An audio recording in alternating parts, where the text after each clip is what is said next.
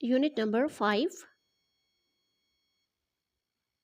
Section 1, questions 1. Research and evaluate the problems faced by nascent Pakistan. What do you think was the greatest challenge? Answer. Language issues. There was a dispute between Urdu and Bengali regarding which should be the national language. Refugee crisis. 14 million people crossed the border to go to the country of their choice. There were mass killings and great housing problems. Political problems. Constitution making. It took a very long time for the constitution to be prepared, which was a cause of much political turmoil and instability. Boundary issues. Sir Cyril Radcliffe was tasked with marking the borders, but he had no proper knowledge of the region. The boundary was ambiguous and disputes. For example, Kashmir has lasted to the present day. Economic problems. A division of assets. The British government divided assets between India and Pakistan, but India delayed the transfer and sent it in chunks, causing trouble for Pakistan. Water crisis in 1948. India closed the waterworks that supplied water to Pakistan, causing much damage to the crops and asked Pakistan to pay for the water use. Number 2. What led to and what happened in the process of East and West Pakistan separating? Answer. In the East, Sheikh Mujibur Rahman put forth 6 points demanding less control by West and more power for the East Pakistan, but the government of Ayub Khan opposed it. With its larger population, Sheikh Mujibur Rahman Awami League from East Pakistan gained 160 of 300 seats in 1970 general election, while Bhutto's Pakistan People's Party (PPP) gained 81. Moreover, Awami League took the majority of the seats only in Bengal, and PPP took the majority of the seats in the province of West Pakistan.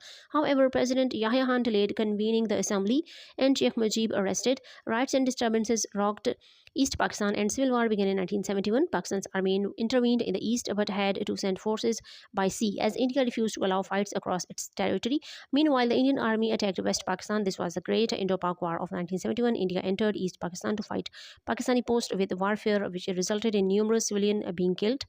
Pakistan laid down its arms in December 1971 and East Pakistan unilaterally declared independence.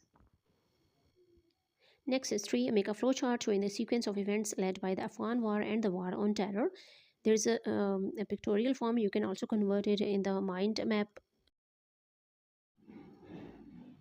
Next is 4. Conduct research regarding the consequences of the Afghan war faced by Pakistan. Answer. After the 9/11 attacks, the USA led an international coalition to destroy the terrorist organization responsible for the attacks based in Afghanistan. At the peak of the conflict, there was more than 130,000 NATO troops on the ground. Pakistan opened its border to Afghanistan refugees. These factors costed Pakistan a lot in terms of economic and socio-political stability. Next is 5. In what ways, in your opinion, is terrorism a threat to democracy in Pakistan? Answer. It creates a fear and political instability, weakening government institutions. It limits citizens' freedom and rights through strict security measures. It disrupts elections by targeting voters or political leaders. It harms economy, causing public dissatisfaction with democratic governance. It fuels extremism and divisions, undermining social unity and democratic dialogue. Next is 6. Explore the key causes, events, and impacts of the wars of 1965 and 1971. Answer. 1965 war causes. A key cause of the conflict was over the disputed territory of Jammu and Kashmir. Events. The Indian Army attacked Pakistan on 6 September 1965, which led to Pakistan's declaration of war, invoking the right of self-defense in Article 51 of the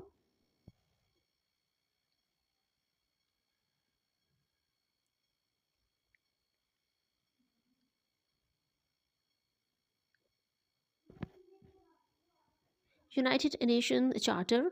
The main fighting was concentrated on the three fronts, namely Lahore, Sialkot, and Rajasthan.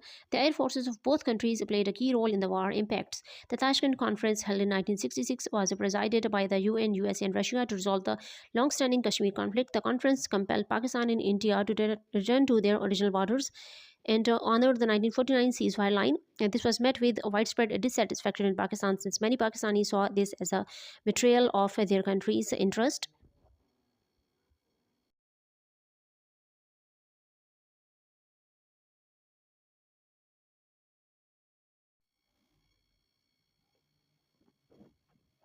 1971 war causes. Because a civil war broke out after Mujibur Rahman arrest and East Pakistan looked to India for assistance.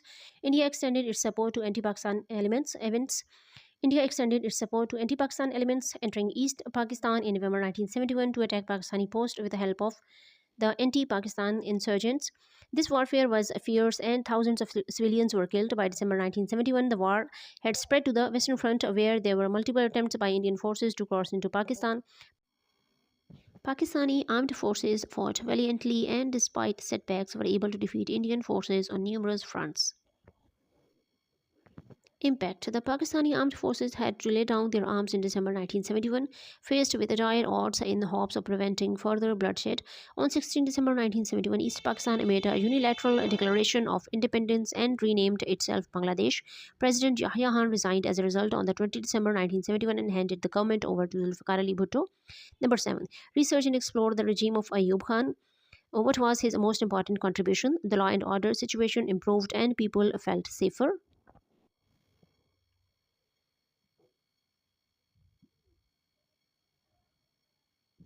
Family laws were changed to help women and families. Industry grew a lot and more goods were made in factories.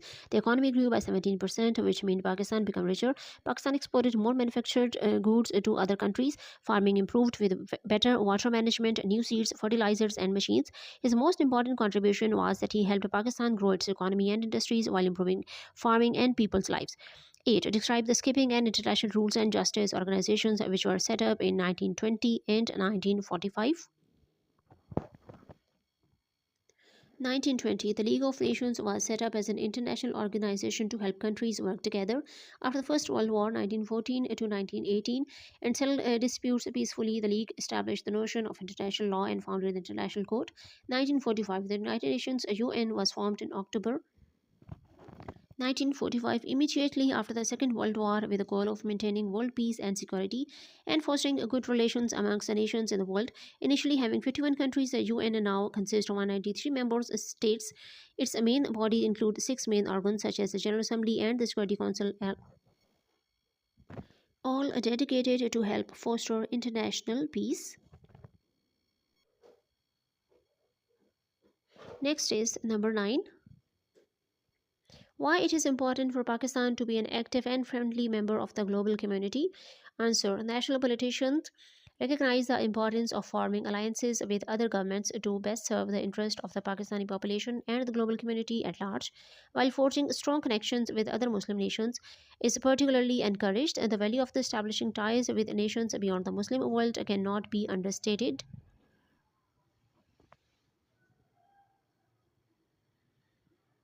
As Jinnah said, our objective should be peace within and peace without. We want to live peacefully and maintain cordial and friendly relations with our immediate neighbors and with the world at large. We have no aggressive designs against anyone. We stand by the United Nations Charter and will gladly make our contribution to the peace and prosperity of the world.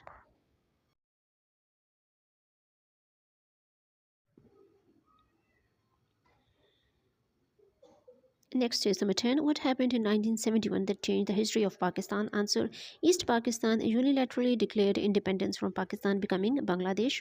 11. In what ways are the constitutions of 1962 and 1973 similar and different? Answer: 1962, President was the main power with the ability to dismiss the assemblies. The post of the Prime Minister did not exist.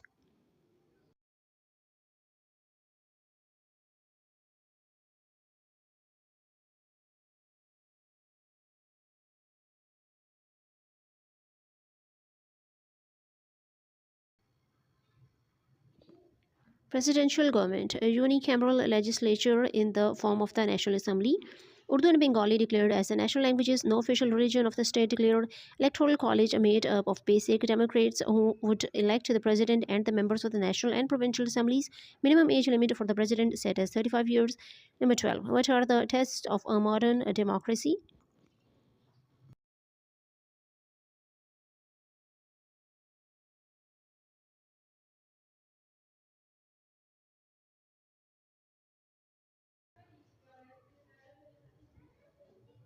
Answer: a modern democracy can be tested in these ways.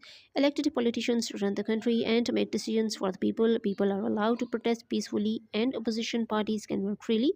Courts are independent, not controlled by politicians, and laws are applied fairly to everyone. The media is free to question and criticize the government without fear.